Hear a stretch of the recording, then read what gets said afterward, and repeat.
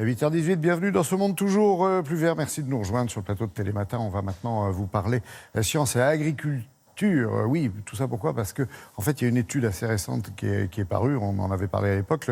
Le bio représente désormais 5%. C'est beaucoup, c'est de plus en plus 5% dans les achats alimentaires des Français. Mais parallèlement à cette augmentation, eh bien, beaucoup d'entre vous dénoncent les failles de cette filière. Cela dit, pour vous et à propos, Laurence Beauvillard s'est rendue dans la région lyonnaise où vient d'être justement inauguré un laboratoire de la biodiversité et dans lequel on tente de ressusciter des fruits et légumes très anciens et bio, évidemment.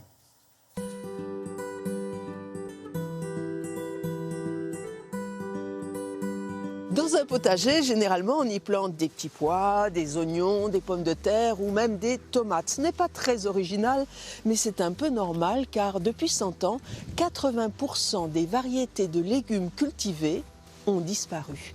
Et ici, au centre de ressources en botanique appliquées à côté de Lyon, eh bien, on a retrouvé non pas des légumes oubliés, des légumes qui étaient perdus. On les a retrouvés où? Eh bien, à Saint-Pétersbourg, en Russie.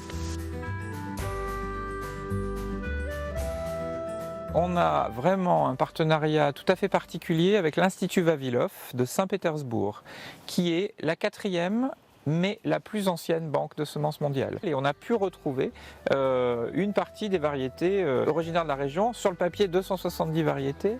On en a déjà fait revenir une centaine à peu près, aussi bien de légumes que de céréales et même quelques arbres fruitiers.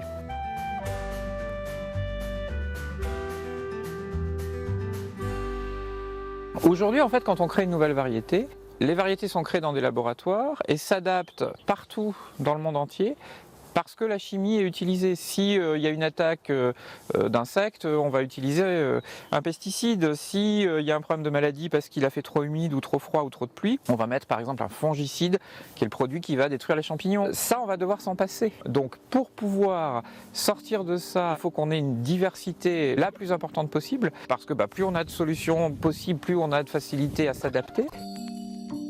C'est une variété de blé qui s'appelle blanc de Savoie.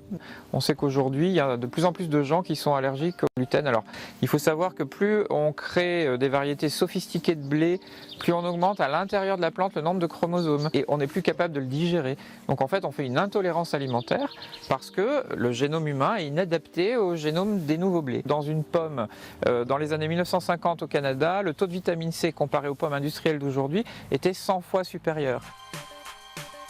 Ces variétés étaient cultivées avant la Seconde Guerre mondiale, sans chimie, sans pesticides. C'est important que ces variétés existent encore parce que c'est là qu'on va chercher les qualités des végétaux dont on a besoin pour demain. Si elles sont conservées simplement dans des boîtes comme ça dépend de la durée de germination de chaque espèce. Pour une tomate, c'est 10 ans, pour un basilic, c'est 2-3 ans, une aubergine, c'est 4 ans, etc. En frigo, en moyenne, 5, 6, 7 ans. En congélation, ça peut être 30, 40, 50 ans. Nous, notre rôle, c'est d'organiser la conservation de ces variétés et d'amener le stock de ces graines à un seuil suffisant pour la conservation, mais aussi pour l'expérimentation, pour qu'ensuite les agriculteurs, les chefs cuisiniers, on travaille avec plusieurs chefs lyonnais par exemple, puissent se réapproprier ces variétés parce que c'est l'alimentation de l'humanité dont il s'agit, c'est notre alimentation à tous de demain.